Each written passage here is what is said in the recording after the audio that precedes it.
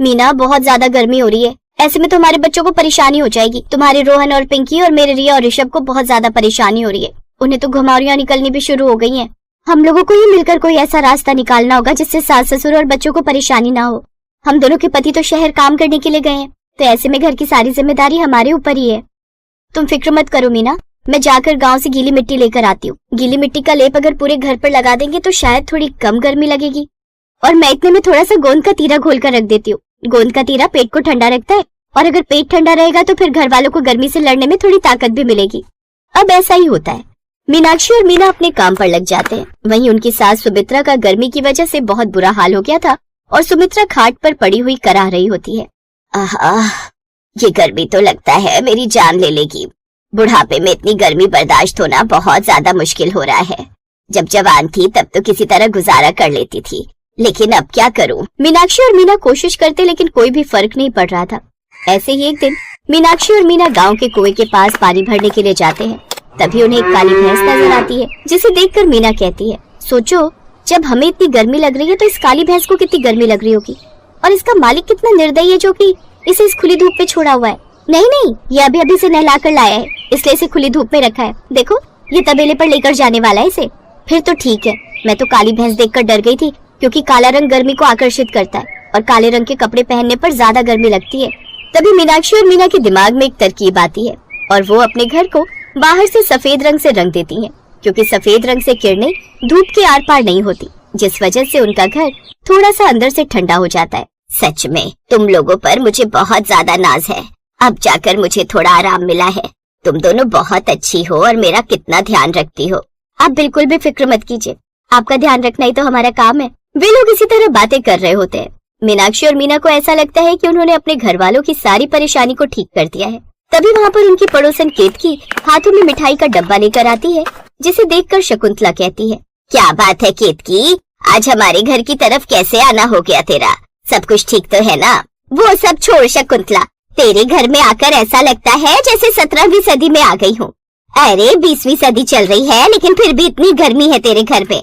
तुम लोग इतने ज्यादा गरीब हो कि तुम्हारे पास एक पंखा लगाने के भी पैसे नहीं है। और देखो, मैंने नया कूलर खरीदा है, तो सोचा मिठाई खिलाने के लिए आ जाओ। आइए ना आंटी जी, बैठिए, मैं अभी आप लोगों के लिए गर्मा गर्म चाय बना कर ले आती हूँ। रहने दे बेटा, गरम गरम चाय अगर इस कमरे में बैठकर पीऊंगी तो मेरे चेहरे पर दाने निकल आएंगे। और वैसे भी आजकल मैं अपने चेहरे का बहुत अच्छे से ध्यान रखती हूँ। कोई बात नहीं आंटी, आप लोगों के लिए मैं शिकंजी बना कर ले आती हूँ, घर में नींबू रखे हुए हैं। कैसी बातें कर रही हो? तुम्हारे घर में जब एक ढंग का पंखा नहीं है तो फ्रिज कहाँ से होगा? अब क्या तू मुझे गर्म पानी की शिकंजी पिलाएगी? अरे रहने दे, वो तो मैं सुबह पीती हूँ ताकि मेरा पेट साफ हो जाए। मैं तो ये मिठाई देने आई थी, अब मैं यहाँ से चलती हूँ। मीना और मीनाक्षी को उसकी बातें सुनकर बहुत बुरा लगता है। अब उन लोगों ने कुछ बड़ा करने की सोच ली थी। जब वो शाम को अपने बच्चों को होमवर्क करवा रही होती है, तभी उन्हें एक चित्र नजर आता है। वो एक लकड़ी के पंखे का चित्र था, जिसे देखकर मीनाक्षी कहती है, हमने अपने घर में गर्मी आने से तो रोक ली, लेकिन अब हमें अपने घर को ठंडा भी करना होगा। ये लकड़ी का पंखा है, अगर हम एक लकड़ी का बड़ा सा पंखा बनाकर खिड़की या दरवाजे के पास रख देंगे तो आसपास से गुजरने वाली हवा उस पंखे को खुद ही चला देगी, और वो पंखा जब घूमेगा तो उसकी ठंडी हवा हमारे घर में आएगी। भले ही तुम मेरी सगी बहन नहीं हो, मेरी देवरानी हो, मैंने तुम्हारे हर अच्छे बुरे काम में तुम्हारा साथ दिया है, और ये सब तो तुम हमारे घर के लिए कर रही हो, हमारे बच्चों के लिए कर रही हो, इसलिए मैं तुम्हारे साथ हूँ। तुम जो भी करना चाहोगी मैं साथ दूंगी। अब मीनाक्षी और मीना जंगल से कुछ लकड़ियाँ काट कर लाती हैं। उन्हें ये सब कुछ करते हुए केतकी अपने घर की दहलीज पर खड़ी हुई देख रही थी, और वो उन दोनों को ताना मारते हुए कहती है, तुम दोनों का दिमाग खराब हो गया है? दोनों इस तरह से मेहनत कर रही हो जैसे सच में पंखा बनाकर तैयार कर दोगी। अरे तुम दोनों को इंजीनियर थोड़ी हो, मुश्किल से 8वीं 10वीं पास हो। आप फिक्र मत कीजिए आंटी जी, अब तो हमें सोचना है कि आपको अपने घर बुलाकर ठंडी पंखे की हवा के अंदर ही चाय पिलाएंगे। मीनाक्षी इस तरह से करारा जवाब देकर आगे बढ़ जाती है। अब दोनों ही मिलकर एक पंखा बनाकर तैयार करती हैं, लेकिन वो पंखा बिल्कुल भी नहीं चल रहा था। ये सब कुछ देखकर शकुंतला को भी बुरा लगता है और वो कहती है, कोई बात नहीं बच्चों, तुम दोनों ने कम से कम कोशिश तो की, यही मेरे लिए बहुत बड़ी बात है। शायद जब हमारे दोनों बच्चों की तनख्वाह आएगी तो हम किराए पर एक पंखा ले लेंगे। नहीं माँ जी, हम लोगों ने इतनी मेहनत से पंखा तैयार किया है, पंखा तो यही चलेगा, और वैसे भी उन लोगों की तनख्वाह तो ये जो घर हमने गिरवी रखा हुआ है उसके ब्याज में ही चली जाती है। तभी वहाँ पर पिंकी आती है और वो उस पंखे को देखकर अपनी माँ से कहती है, माँ इस पंखे की पंखुड़ियाँ कितनी मोटी है, इतना मोटा पंखा तो घूम ही नहीं सकता। आपको ये पंखुड़ियाँ पतली बनानी चाहिए थी। आपने देखा नहीं है कि पंखे का बीच वाला हिस्सा कितना भारी होता है, लेकिन पंखुड़ियाँ कितनी ज्यादा पतली होती हैं। पतली चीज घूमने में आसान होती है ना। अभी मैं इसकी पंखुड़ियाँ पतली कर देती हूँ। अब मीनाक्षी पंखे की पंखुड़ियाँ छोटी और पतली कर देती है, जिसके बाद वो जोर जोर से घूमने लगता है। बाहर जब भी हवा चलती, भले ही वो गर्म होती या ठंडी, तो पंखा घूमने लगता और घर के अंदर ठंडी हवा आने लगती।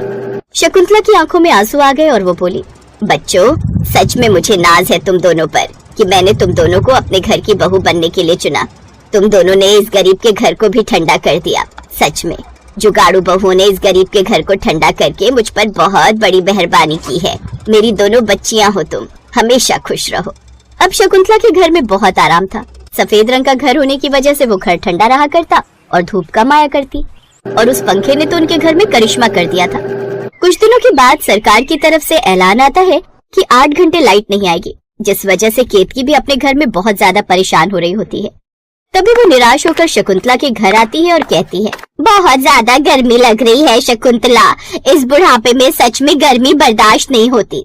लाइट गई हुई है, क्या मैं थोड़ी देर के लिए तेरे घर पे आकर बैठ सकती हूँ? हाँ जी आंटी, आप यहाँ आकर बैठ सकती हो, लेकिन एक शर्त है, आपको हमारे पंखे के आगे बैठकर चाय पीनी होगी, जैसा मैंने आपसे वादा किया था। केतकी भी ये बात सुनकर मुस्कुरा जाती है और मीनाक्षी और मीना की तारीफ करके उन्हें आशीर्वाद देती है। अब गांव के कई लोगों के लिए मीनाक्षी और मीना मिलकर ऐसा ही जुगाड़ू पंखा बनाती हैं और साथ ही उन्हें कई सारे सुझाव भी देती हैं, जिससे गर्मियों में गरीबों के घर भी जुगाड़ से ठंडे रह सकते थे। सुमन 9 महीने की गर्भवती थी। वो दिखने में कुछ खास नहीं थी, इसलिए उसका पति उसे पसंद नहीं करता था, जिस कारण उसके पति अमन का चक्कर स्वाति नाम की एक लड़की से चलने लगा। कुछ समय बाद सुमन ने एक बेटी को जन्म दिया। बेटी के जन्म से अमन काफी दुखी हुआ और एक रोज वो स्वाति से मंदिर में शादी कर उसे अपने घर में आया। आओ स्वाति, अंदर आओ, अब से तुम्हारा घर है और तुम इस घर की बहू। ये सुनकर वहाँ पर खड़ी सुमन हैरान रह जाती है। ये कौन है जी, और आप दोनों के गले में ये वरमाला? ये मेरी पत्नी और इस घर की बहू स्वाति है। क्या आपने दूसरी शादी कर ली? आप मेरे होते हुए दूसरी शादी कैसे कर सकते हैं? तो और क्या करता, इस बदसूरत औरत के साथ अपनी जिंदगी काट लेता। ऊपर से तुम्हें बेटी जन्म दे, अब क्या सारी उम्र उसके लिए दहेज भी जोड़ता रहूं? ना बाबा ना, मुझसे तुम दोनों का बोझ नहीं उठाया जाएगा, इसलिए अब से तुम दोनों इस घर से निकलो। इस घर में अब मैं और मेरी पत्नी स्वाति मजे से रहेंगे और ये देगी मुझे एक बेटा। अपने पति की बात समझ आ गई तो अभी क्या यहाँ से निकल जाओ, नहीं तो मुझे बिल्कुल वक्त नहीं लगेगा तुम इस घर से धक्के मार कर निकालने में। ये तुम क्या कह रहे हो? मैं इस छोटी सी बच्ची को लेकर कहाँ जाऊंगी? जहाँ मर्जी जाओ, लेकिन इस घर से दफा हो जाओ और फिर कभी यहाँ मत आना। अपनी 10 दिन की बच्ची को गोद में लिए सुमन रोते हुए वहाँ से चली जाती है। वो अपनी बच्ची को गोद में उठाकर चली जा रही थी। अब मैं इस नन्ही सी जान के साथ कहाँ जाऊंगी? तभी सुमन अपनी बेटी को देखती है जो अपनी माँ को देखकर मुस्कुरा रही थी। मेरी प्यारी बच्ची कितनी प्यारी लग रही है, अब तो बस ऐसे ही हमेशा मुस्कुराती रहे, चाहे इसके लिए तेरी माँ को कितनी भी मेहनत क्यों न करनी पड़े। अब तो ही मेरे जीने की किरण है। किरण, हाँ, आज से तेरा नाम किरण होगा। आखिर तू मेरे जीने की किरण है। अब तेरा भविष्य बेहतर बनाने के लिए मुझे जी तोड़ मेहनत करनी होगी। जिस बाप ने बेटी कहकर तुझे ठुकरा दिया ना, एक दिन वही तुझे बेटी कहने के लिए तरसेगा।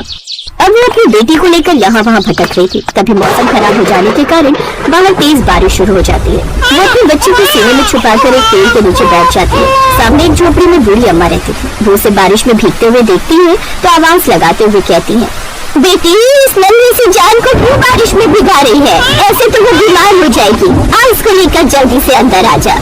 सुमन अपनी बच्ची को उस झोपड़ी में ले जाती है। बारिश में भीगने के कारण वो बुरी तरह से कांप रही थी। अरे तुम तो भीग चुकी हो, आओ मैं आग जला दूं, तुम उसमें ताप लो और इस बच्ची को भी थोड़ी गर्माहट दे दो। आग ताप कर सुमन और उस नन्ही सी जान को थोड़ी राहत मिलती है। बेटी, ये तुम कौन हो और इतनी बारिश में अपने घर पर होने के बजाय इस नन्ही जान के साथ यहाँ क्या कर रही हो? फिर सुमन उस बूढ़ी अम्मा को सारी बात बताती है। तेरे साथ बहुत बुरा हुआ बेटी, वैसे मेरा भी इस दुनिया में कोई नहीं है। पेट भरने के लिए मोमोज बेचकर रोटी पानी का गुजारा चलाती हूँ। तू इस नन्ही जान को लेकर कहाँ कहाँ भटकेगी? ऐसा कर, तुम दोनों यहीं रह लो मेरे साथ, मुझे भी सहारा मिल जाएगा। आपका बहुत बहुत शुक्रिया अम्मा। आज के दौर में जहाँ आपने घर से निकाल दिया, वहाँ आप गैर होकर हमें अपना रही है। आप बहुत दयालु हैं। उस दिन के बाद से सुमन वही उस बूढ़ी अम्मा के साथ रहने लगी। धीरे धीरे उसने भी बूढ़ी अम्मा से मोमोज बनाने सीख लिए। जैसे जैसे उम्र बढ़ती गई बूढ़ी अम्मा की तबीयत ठीक नहीं रहती, इसलिए अब उनका मोमोज का ठेला सुमन ने संभाल लिया। अब सुमन काम पर जाने लगी और घर आकर जो भी कमाई होती वो उस बूढ़ी अम्मा को दे देती। जैसे ही किरण थोड़ी बड़ी हुई, बूढ़ी अम्मा ने उसका दाखिला एक स्कूल में करवा दिया। अब बूढ़ी अम्मा घर का और किरण का ध्यान रखती। ऐसे ही समय बीता और अब बूढ़ी अम्मा बीमार रहने लगी। सुमन उन्हें अस्पताल लेकर गई, लेकिन वो बच न सकी। अब सुमन पर ठेले के साथ साथ घर की जिम्मेदारी भी आ गई। उसने अपनी बेटी को पढ़ाने के लिए जी जान लगा दी। अपनी माँ को दिन रात मेहनत करता देख अब किरण भी खूब पढ़ाई में मन लगाती, क्योंकि वो जानती थी अब शिक्षा ही उनकी गरीबी को मिटा सकती है। एक रोज, अरे किरण बेटी, तू यहाँ ठेले पर क्या कर रही है? तुझे कहा था घर पर रहकर पढ़ाई क्या रहा कर। माँ तुम चिंता मत करो, मैं अपनी पढ़ाई पूरी करके ही यहाँ आई हूँ। आप भी तो अकेले सब काम कर करके थक जाती होगी ना। तभी एक ग्राहक वहाँ आता है। बहन जी, मोमोज की प्लेट कितने की है? जी 40 रुपए। ठीक है, जल्दी से एक प्लेट लगा दो। ऐसे ही समय बीता। अब किरण बड़ी हो गई और सुमन थोड़ी बूढ़ी हो गई। सुमन दिन रात मेहनत करती और थोड़े थोड़े पैसे इकट्ठे करके अपनी बेटी की पढ़ाई में लगाती। 12वीं पास करने के बाद किरण ने कॉलेज की पढ़ाई की, जिसके बाद वो सरकारी नौकरी की तैयारी करने लगी। लगातार दिन रात मेहनत करने के बाद आखिरकार उसे एक दिन सरकारी नौकरी मिल ही गई और वो IAS अफसर बन गई। और अपनी माँ को सरप्राइज देने के लिए एक रोज वो बड़ी सी सरकारी गाड़ी में अपनी माँ के ठेले पर पहुँची। किरण, तो ये सब? माँ, आपकी बेटी अब IAS अफसर बन चुकी है। ये सुनकर सुमन की आंखों में आंसू आ गए। अब दोनों माँ बेटी सरकारी बंगले में शिफ्ट हो गई। अब सुमन ने मोमोज बेचना बंद कर दिया और अब IAS बनने के बाद किरण को ड्रग्स का एक केस सौंपा गया, जिसकी जांच किरण को करनी थी। किरण दिन रात मेहनत करके आखिर उस गिरोह के पास पहुंच गई और उसने रोहन नाम के एक लड़के को गिरफ्तार कर लिया। रोहन के माता पिता उसे छुड़वाने के लिए जेल आए थे। तभी सुमन भी गाड़ी से उतरकर अपनी बेटी से मिलने पुलिस स्टेशन आई होती। अपनी बेटी रोहन को छुड़वाने के लिए जो माता पिता आए हुए थे वो और कोई नहीं बल्कि अमन और स्वाति ही होते हैं। सुमन को देखकर वो हैरान रह जाते हैं। अमन, तुम? सुमन, तुम यहाँ क्या कर रही हो? मैं यहाँ अपनी बेटी से मिलने आई हूँ। ओह, तो वो कोई चोर चक्की होगी पक्का?